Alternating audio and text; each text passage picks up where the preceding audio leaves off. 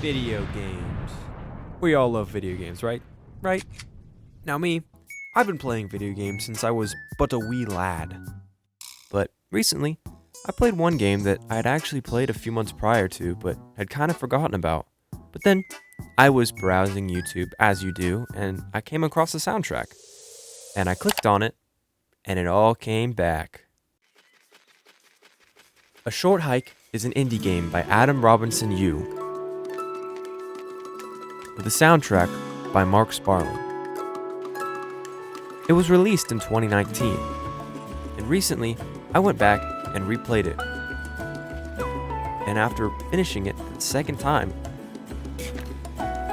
it made me want to make this video on just what makes it such a good experience.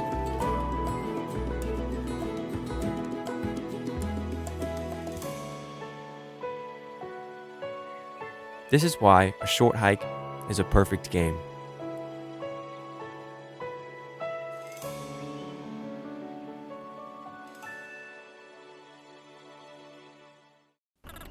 A Short Hike begins with a car ride.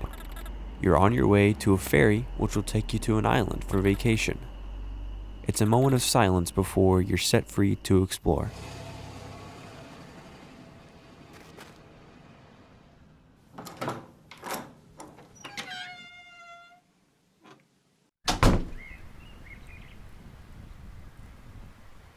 A Short Hike has no grand overarching narrative or huge boss fights pushing you forward. It's just you on vacation exploring this island. In many ways, this game is very similar to The Legend of Zelda Breath of the Wild, which is also a game with a big focus on exploring and traversal. Both games have stamina-based climbing, and more or less they both have stamina-based gliding. Both games have sort of a vague motivator to keep you playing. For Zelda, that motivator is beating Ganon and saving the princess. In A Short Hike, it's getting to the top of a mountain to get good enough cell phone service to call your mom. But while these games are very similar, there is one major difference. A Short Hike is small. But the thing is, it doesn't feel small. It takes you about 15 seconds to walk from here to here. The fact that the game is so small means that there isn't a lot of space to walk between 2 points of interest, so getting there makes each step that much more important. And the relatively small amount of space this game has is filled with whimsical characters and little goals to accomplish. Progression works like this. Golden feathers are scattered around the island, and acquiring one gives you more stamina, which is required to flap your wings and climb. You can find money in chests or by digging it up, which you can then use to buy things, including more feathers. It's a good system that keeps the game evenly paced, so it doesn't ever feel like you're stuck on something or wondering what you have to do next. And because of this streamlined approach, the game is only an hour long. Most video games take 12 plus hours to complete, but this one you can finish in less time than it takes to watch Cars 2.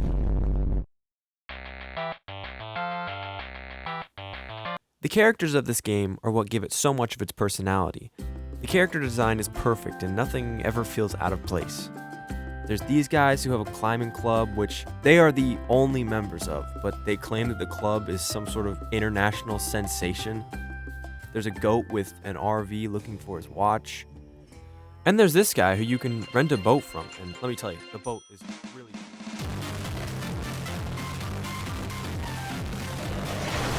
The boat is pretty fun.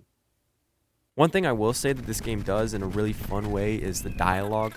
Every time you talk, it's like a text, which makes the exposition go so much faster, which, if you're like me, you don't like a lot of exposition, so not only is it really funny dialogue, but it doubles as a way to not make me read a lot of words, because who wants to read? I'm playing video games to avoid reading, you know what I'm saying? The characters and what they have to say are a crucial part to the game because they add personality, and also because of what they have to say.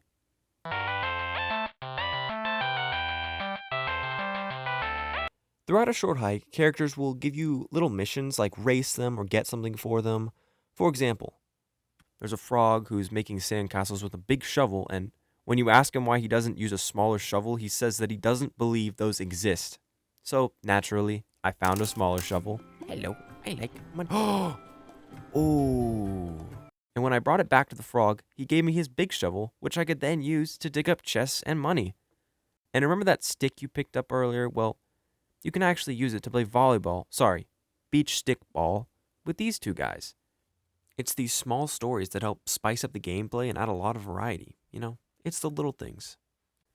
Now, enough about the game itself. Let's talk about the soundtrack. The soundtrack is really good.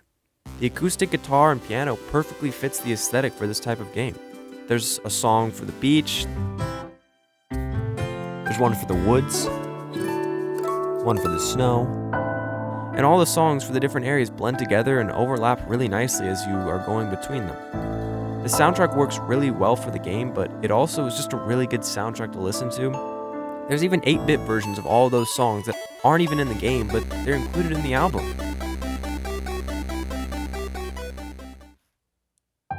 Eventually, you do get to the top of the mountain and are able to call your mom. It's a really nice moment, and honestly, the game could end right here.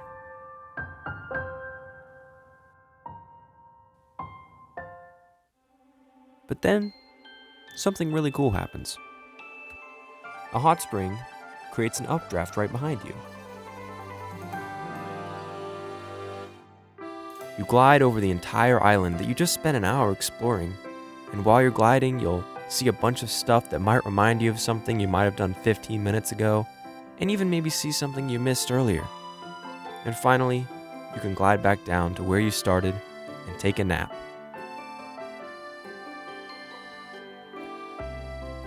I'm so glad games like this are being made. Games where a small group of people put their heart and soul into making an experience that will be enjoyed for years to come. Smaller games like this that aren't funded by big budget AAA studios that are really good are hard to come by, so when one does, I'm always glad to see them get some sort of recognition, and it's great to see that this game seems to have also gotten a really good reception. If you made it this far into the video, thank you so much for watching. I am planning on making more videos in the future, but not just about this sort of content. It'll kind of be whatever I want to do. It could be about music. It could be about whatever I'm feeling like making in the moment. So if you liked it, it would be much appreciated if you liked and subscribed and all that. So, yeah, as always, stay tuned and I'll see you in the next one.